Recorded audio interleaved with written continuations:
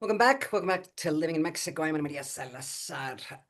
If you are even remotely following headlines in Mexico, Mexican media, national media, but I would say even local media, the concern about this measles outbreak is making headlines all over the country. And of course, it raises the question, what should we be doing? How dangerous is it for the population? Each different states have had different reactions. Some states are uh, actually demanding that kids go to school with with masks. Other parts of the country are not demanding that. It's somewhat confusing, but more importantly, is there appears to be a nationwide vaccination effort. And I guess then, of course, the question is who should be vaccinating and what impact, at what point will this trend be under control? To join us once again, I always enjoy talking to him, is Dr. Mauricio Rodriguez Alvarez. Doctor, welcome to the show. Just Hello, Ana Maria. I really appreciate talking to you again. Yeah. Just can you put into context Yes, yeah, yeah, yes. how I was dangerous this listening. is? I was listening your introduction and saying perhaps it was impossible not to see something about missiles in the This last week? week, in this week Mm-hmm, actually, mm-hmm, or in the last 2 or 3 weeks, right. because we have been seeing an advance of the national epidemic, which is composed by several outbreaks. Mm-hmm, And also, uh, a week ago, we saw this communication, an epidemiological alert from the Pan American Health Organization, saying again that we in North America are having a problem with measles. There's a sustained transmission for over a year, mm-hmm, and it involves Canada, United States, and Mexico, and everybody's more concerned about that. And perhaps the most important is that is this uh, vaccination campaign in the first it was in the places that were mostly affected by the outbreaks, mm-hmm, but for now it's practically in all the country, no? mm-hmm. So, what does this mean? I mean, I guess, Yeah, you don't want your kids to get measles. yeah. Um, I The mean, the that's kind thing, of the bottom line. But and how dangerous is let it? me interrupt you here, because the the problem is that we have a great population without the ideal protection. Okay, Mm-hmm, during the past 30 years, some proportions of the population were not fully vaccinated for any reason, mm-hmm. because of the vaccines, because of the access, the kind of vaccines, then the schedules, whatever you want. Strategies, schedules, yeah. Exactly. Mm-hmm, And so we have people from 49 years old until the youngest, mm-hmm, which could be not fully protected. mm-hmm, And that's what we are seeing. We are seeing I mean, obviously, the highest number of cases are in the youngest people, mm-hmm, but we also are seeing people from 30s, 20s, that are affected. mm-hmm, And that's because of the virus is finding the people everywhere. mm-hmm, So I mean, the worst scenario is in the youngest, and boys and girls younger than 1 year. mm-hmm, It's the highest rate.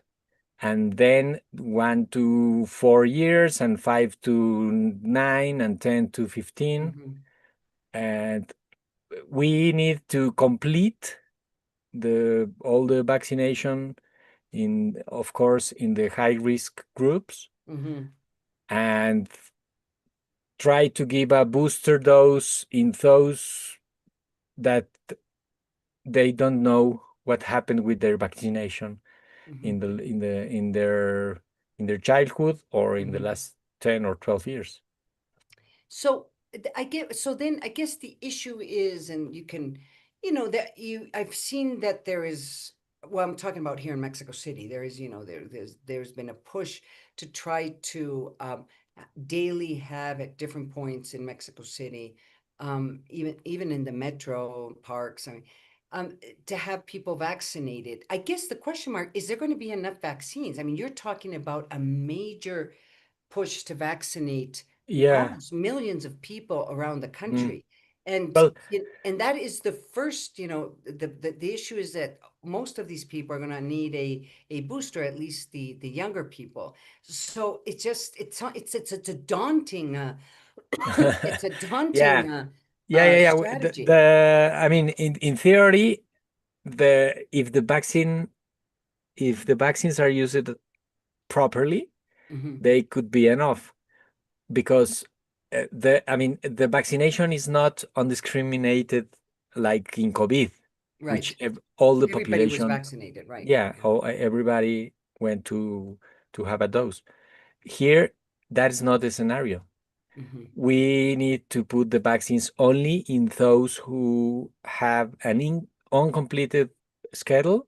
I Hmm. mean, for instance, a 10-year-old boy that only has one dose, Hmm. we need to put the a second dose. He Hmm. has to have two doses of vaccine in Hmm. order to be fully protected. So in adults, only in those that they don't recall the last dose or they Hmm. don't know their vaccination status, they have to receive one dose. Hmm. And that is, yeah, a lot of millions. They say they have 27 million of vaccines already here. Hmm. They are asking for more in the coming months. And also, you have to consider that we also are, I mean, in Mexico, there's also uh, putting an extra dose in babies from 6 months to 11 months of age. Hmm. That dose is not regular. It's like an emergency dose Hmm. to protect them earlier, and Hmm. then at 12 months they will receive the usual dose at Wow. that age, and at 18 months. So that will need extra vaccine, and all the epidemiological interventions around the cases also implies vaccination. So we are using a lot of more vaccinate vaccines than Than we had were. anticipated. Yeah, Yeah. than we were So, anticipated. I mean, you know, just in we have a couple more minutes of this conversation. I mean, what should we be worried about? And two, when do we start thinking that Mexico is having a good reaction or the strategy's working? And the reason why I ask you that last question is because clearly, you know, we have the World Cup in a couple of Yeah, months. And that's, I mean, there's just no way that we're going to see any. I mean, the control of the outbreaks. epidemic is not going to happen in the next couple of months, right? Exactly. Yeah, and we are seeing in Jalisco, for instance. I mean, we Yeah. are seeing in Jalisco a lot of new cases every Hmm. day, every week. Hmm. Perhaps in the last days it slowed down a little A bit, little but bit, yeah. there are a Hmm. lot. I mean, they closed the past year with 600 cases, Hmm. 664, and now they have 1,700 cases. Or I Hmm. mean, Hmm. in only in 2026. So that's a lot of transmission, Yeah. and perhaps we will see the next states. Okay, because we already saw the biggest outbreak in Chihuahua, which Hmm. is almost under control. I mean, Hmm. they cannot stop the transmission of the virus yet. Even this Hmm. year, there are 15 new cases in Hmm. Chihuahua. Even there is 1 year of the Hmm. virus circulating there. Hmm. So we have to control all the outbreaks, and that will happen with vaccination and some strategies to stop the transmission Mhm. around the cases.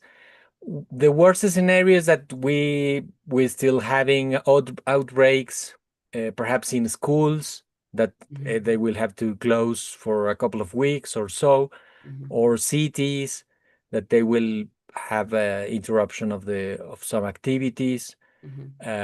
and Do you think I it's mean, gonna get to that? yeah, perhaps It's very most, likely. yeah, very So we likely. have to basically cross our fingers we can get from here Yeah, and we to can do that Easter. with vaccination Mhm. and trying to slow down or stop the transmission in the community. We already Mhm. know the how to protect from this kind Mhm. of viruses.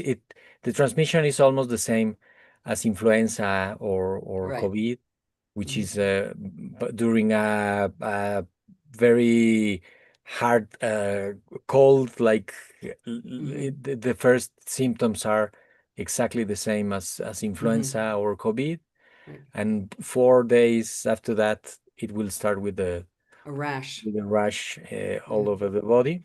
So we can interrupt that. And fortunately, I mean, the vast majority of the population is protected. Mhm. So we will see some places. Actually, we can use as an example, Oaxaca. In Oaxaca, there have been two two outbreaks that Mhm. are controlled locally and that are not widespread Mhm. in the state because the measures. I mean, we used to stop the measles back in 2016, so Mhm. So, we okay. know how to do Ah, that. But it constrains the all the health services, right. and you have to work extra time. You have to, I mean, you have to put more people. More Actually, resources. what we are seeing in the strategy for vaccination, I mean, Mhm. they are trying to implement specific centers for vaccination, a lot of Right. people, a It's lot a of lot of resources. materials. Yeah. Yeah, it's a lot. Dr. Mauricio Rodriguez Alvarez, it's always great to have you on the show. Even Thank though you for you this inviting me time again. around you have Let's kind try of bad news. to keep focus on this.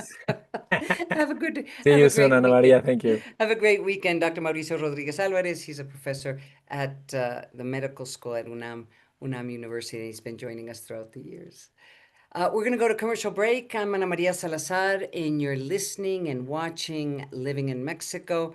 Please don't go away. I'll